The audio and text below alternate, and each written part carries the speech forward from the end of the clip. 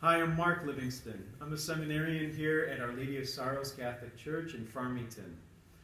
Today, when we look through the Gospel for this coming Sunday, we see a couple themes that jump right out at us. So let's begin by just looking at how the Gospel starts out, and I'll finish it up by reading the remainder of it. We hear from the Gospel of Luke that Luke is telling us that he has decided to write this account like a few others that have come before him. And he says he writes this to you, dear Theophilus. Theophilus basically just means one who loves God or one who is loved by God. So he writes this really to each one of us. And Luke picks up here that Jesus returned to Galilee in the power of the Spirit, and news of him spread throughout the whole region. He taught in their synagogues and was praised by all. He came to Nazareth, where he had grown up, and went according to his custom into the synagogue on the Sabbath day. As he stood up to read and was handed a scroll of the prophet Isaiah, he unrolled the scroll and found the passage where it was written, "The Spirit of the Lord is upon me, because he has anointed me to bring glad tidings to the poor.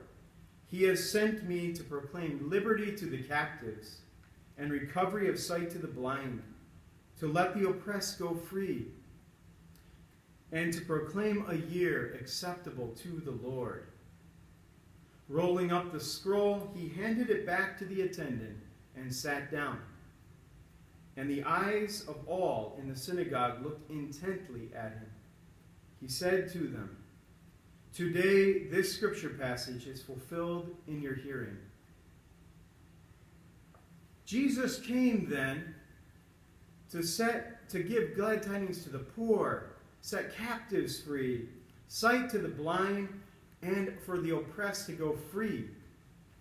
He said, "I came to call sinners, to heal the sick, not for the righteous."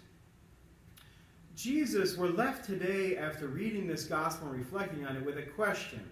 And the question is, who is Jesus?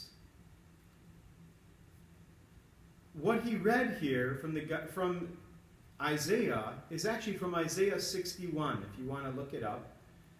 Read it at home. It's a little bit more fuller. And it ties in with our first reading, where we heard from Nehemiah that he wanted people to stop weeping. As they were hearing the law that had been hidden from them for so long, the people began to weep. And he said, "No, rejoice. Something beautiful has happened here. Rejoice. This is not a time for weeping." And so Jesus comes to comfort us today. We hear the word "today" stated several times throughout our readings. In Nehemiah we hear, "Today the Lord's salvation has come through the administration of the law again." Jesus then says, "Today this scripture passage is fulfilled in your hearing. Freedom has come. Joy has come. We're finally free from our captor, Satan, the evil one." And now we're posed with the question, today, right now, it means something to you and to me. Whatever has happened in the past, we can forget about it. We confess it to Jesus. We give it to him. And today is a new day. He gives us today. Today is the day that we begin anew. We've all been reading Rediscover Jesus, that gift you received on Christmas. And I'd like to today offer you a challenge, and that's to read chapter 4. It's called The Jesus Question. It's about 3 pages long. Shouldn't take you too long. But the Jesus question is, who do you say that Jesus is today for you?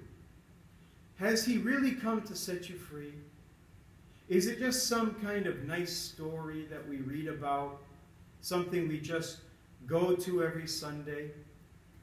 Or today can Jesus set you free from that sadness, from that unforgiveness you've been withholding, that forgiveness you've been withholding?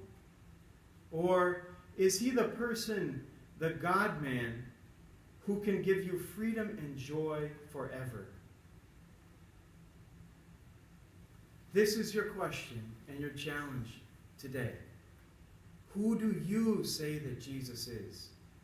Take this to prayer and discuss it with each other. God bless you.